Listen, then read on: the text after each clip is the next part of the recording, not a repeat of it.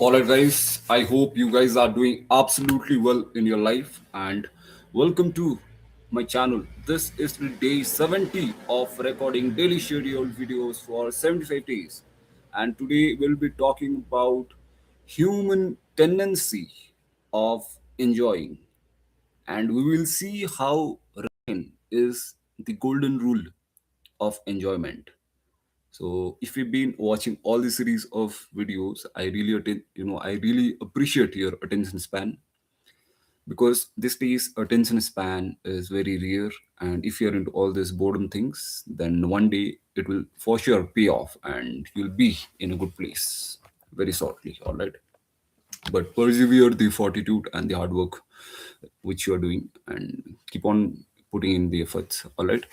Therefore, let us start that let us today start our today's video. I'm really sorry, I'm in a hurry and I might fumble. Let us start our today's video. We will see and understand this restraint. How is it a golden rule for enjoyment in three dimension? One is philosophical, another is practical, and the last one is psychological. Let us start from the bottom.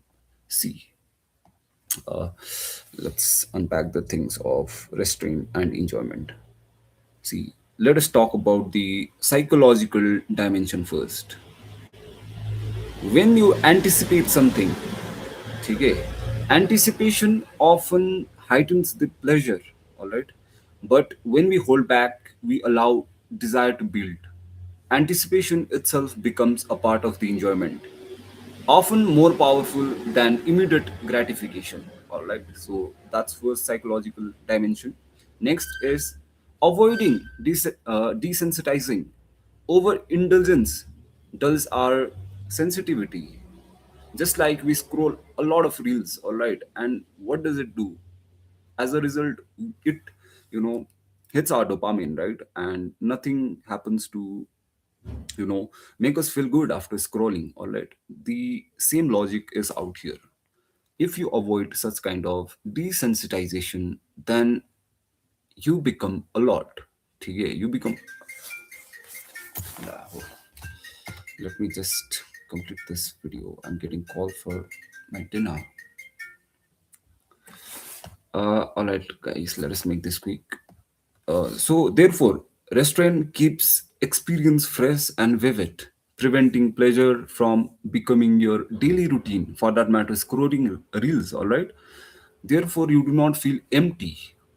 A lot of times when you scroll a lot of reels, you feel very boring, or for that matter, you feel very empty within. All right. Therefore, you must avoid desensitizing. Okay, that's there. Now let us move to the philosophical dimension. Aristotle rule of golden mean. Virtue lies in extremes. All right. Virtue, all right. Virtue is basically something it's virtue by nature. All right. Although I'm not getting specific meaning which I want to convey, but virtue is something like it's bound to happen, all right, bound to happen by the good. Therefore, the virtue lies in between extreme, and neither excess nor deficiency. Therefore, the virtue lies in between deficiency and extreme. All right, there must also not be deficiency of the things, nor there must be extreme. All right, so the middle path you must take in. Therefore, restraint is a balance that allows us to enjoy without being consumed. So that's one there of Aristotle. That is the golden mean. All right. Now, Stoic wisdom. What does it say? The Stoics taught that freedom come from mastering desires, and so did our, uh, you know, Lord Buddha. All right. Freedom comes from mastering desire. Restraint is not denial, but liberation. Wow, what a line. Restraint is not a denial, but liberation. Because it keeps us from being enslaved by our cravings, to our cravings. Okay? Therefore, you are not slave anymore to your mind, to your thoughts. Therefore, restraint is very important in order to be fully liberate and live your life with freedom. However, again, freedom is quite quixotic, because freedom is in always search of freedom. Therefore, let us move to the another dimension, that is practical dimension. Here, one example you can take is of reel scrolling, and another dimension and another example is food and drinks. A single glass of wine, for that matter, a single glass of whiskey, savored slowly, will make you high gradually, and it will be more delightful rather than finishing a bottle all alone very quickly. Therefore, a small example, silly example, right? I must not give such kind of peculiar example, but works, right? See, if I, sip a cup of coffee gradually, right, then I'll enjoy it. But if I, drink it quickly, then that doesn't make any sense, right?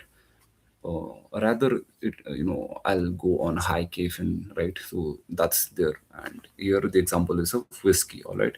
That's there. And again, in entertainment prospect, one chapter a day gives you thrill, right? But if you go and finish whole book in one go, then again a very controversial, because I'm the second type of reader. uh, I would like to finish which I start to read in one go. That's there. And even in let's not talk about this aspect, relationship, restraint in words, action, and listening more. Speaking less deepens the connection and appreciation, might be. Therefore, let us come in summation, right? And a few takeaways from this video is: restraint doesn't diminish enjoyment, it amplifies. By limiting quantity, we expand quality. It is the difference between a fleeting thrill and a lasting joy.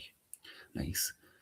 Therefore, you know, the restraint is both discipline and as well as a rhythm. Restraint is discipline as well as a rhythm. Discipline when constantly practiced it, and rhythm when it becomes second nature through maturity and your self awareness.